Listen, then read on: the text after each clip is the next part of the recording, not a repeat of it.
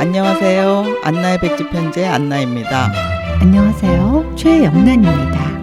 2025년도 벌써 한 달이 지나고 2월이 되었습니다.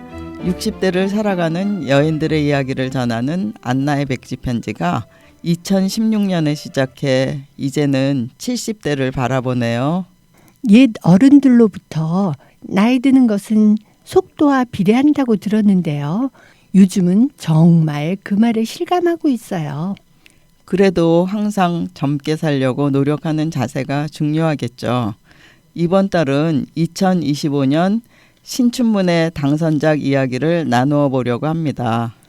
예전에는 새해가 되면 신춘문예 당선작들이 신문 지면에 실려 그날만은 특별히 두껍게 배달되었죠.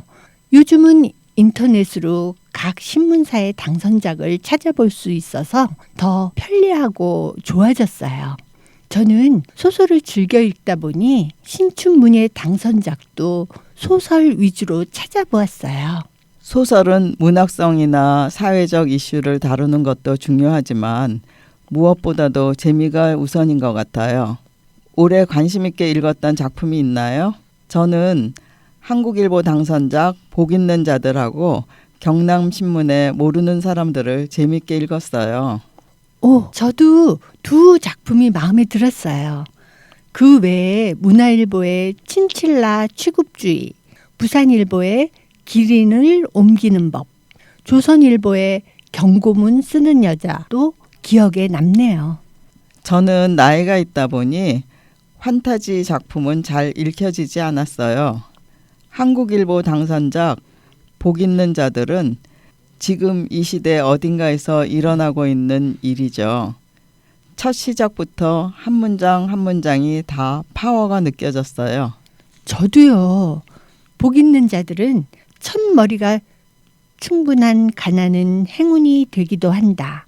엄마는 말했다. 정말 다행이지 않니? 우리가 임대주택에 당첨될 정도로 가난해서로 시작되죠.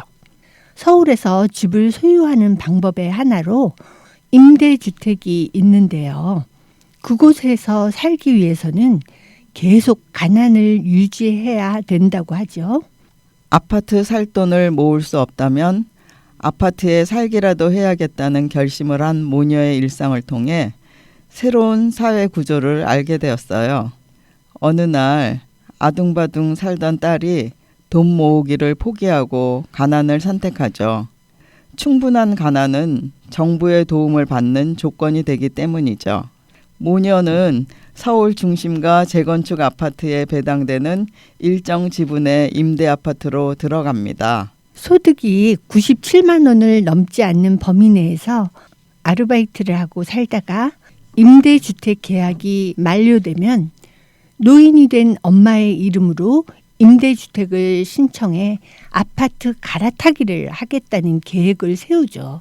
논리는 이상하지만 묘하게 설득력이 있었다는 작가의 문장 속에서 이 사회를 풍자하는 문장력이 놀라웠어요. 게다가 그 모든 것을 하나님의 은혜라며 성경 필사도 열심히 하지만 막상 배달 온 복숭아를 일부러 손가락으로 쑤셔서 멍들게 해 반품하는 불량 양심을 꼬집은 부분은 소설적 재미를 더해 주었어요. 엄마가 암에 걸려 수술비가 필요했지만 수중에 돈이 없었고 아무도 도움을 주지 않을 때 교회 사람이 수술비보다 보험료가 더 많이 나오니 착한 암이라고 한다는 표현과 함께 그 또한 주님의 은혜라는 엄마를 보면서 이 시대를 살아가는 또 하나의 단면을 들여다보는 것 같았고 이런 내용을 재미로 풍자한 면이 소설의 힘이라고 느꼈어요. 당선자의 앞으로 소설도 기대가 됩니다. 경남일보의 모르는 사람은 작가가 신춘문예에 도전한 지 30년 만에 당선되었대요. 작가는 고독사가 사회적 이슈로 등장한 지는 꽤 오래되었는데 자신 또한 그런 죽음에 대한 불안을 갖고 있다고 하면서 고독사, 자살, 타살 등은 주변 사람의 삶에 폭력적으로 작용하는데 그런 죽음을 겪어서 아픈 사람들을 위문하는 마음으로 썼다고 해요. 저도 나이가 들어가면서 죽음에 대한 생각을 하지 않을 수가 없습니다.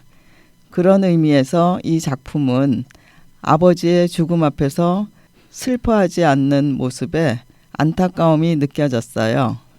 작품 마무리에 단 한 명도 그가 어떤 삶을 살았고 어떻게 죽었는지 알고 싶어하는 사람이 없었고 그는 어디에도 없는 존재가 되었다. 만약 죽음이 무가 되는 것이라면 아버지는 완벽하게 죽었다고 할 수 있었다는 글을 썼지만 그 죽음을 겪는 아픈 사람들에게 결코 무의 존재로 남을 수 없다는 생각이 들었어요. 우리는 소설을 통해 문학적 재미도 맛볼 수 있지만 사회적 흐름과 세상 돌아가는 이야기를 간접적으로 체험할 수 있죠. 저도 가끔 소설을 쓰는데 남편이 읽는 사람도 없는데 뭘 쓰냐고 놀리면서 세상에는 소설을 읽는 사람보다 쓰는 사람이 더 많은 것 같다고 해요. 하지만 나의 삶의 허구를 가미해 정리하는 재미도 있답니다. 신춘문예 응모 자격을 보니 어느 신문사는 유치원부터 노인까지 응모 가능하더군요. 그만큼 글쓰기는 우리 삶과 밀접하고 자신을 발전시키는 기폭제가 되어 생각하는 노년이 되도록 만들어준다고 생각해요.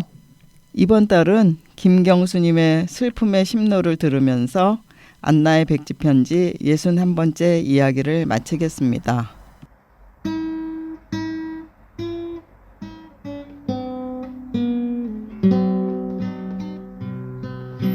낙엽이 외로이 떨어지는 건 두 사람이 헤어지는 건 슬프기 때문에 눈물을 흘려요. 두 사람이 흘려요.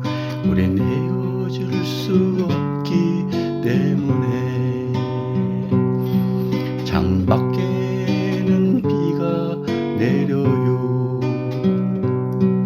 두 사람은 우산도 안 썼네요. 헤어지기 마음이 아파 비를 맞아요. 고개를 숙여요. 우리 둘만이 사랑하기 때문에 이 시간이 지나고 또 지나 햇살이 비추면 온 마음을 열고 나그네가 되어요. 뜨거운 마음으로 눈물을 적셔요. 슬픔을 적셔요. 이젠 뒤돌아서서 고개를 들어요. 창밖에는 비가 내려요. 두 사람은 우산도 안 썼네요. 헤어지기 마음이 아파 비를 맞아요. 고개를 숙여요. 우리 둘만이 사랑하기 때문에 슬픔이 아파 어쩔 줄 모르고 이룰 수 없는 순간들을 그렸어요. 정다웠고 정다웠던 지난날의 이야기 속에 우리 이제는 떠나야 하나요. 이 시간이 지나고 또 지나 햇살이 비추면 온 마음을 열고 나그네가 되어요. 뜨거운 마음으로 눈물을 적셔요. 슬픔을 적셔요. 이젠 뒤돌아서서 고개를 들어요. 이 시간이 지나고 또 지나 햇살이 비추면 온 마음을 열고 나그네가 되어요. 뜨거운 마음으로 눈물을 적셔요. 슬픔을 적셔요. 이젠 뒤돌아서서 고개를 들어요. 이젠 뒤돌아서서 뒤돌아서서 고개를 들어요. 이젠 뒤돌아서서 고개를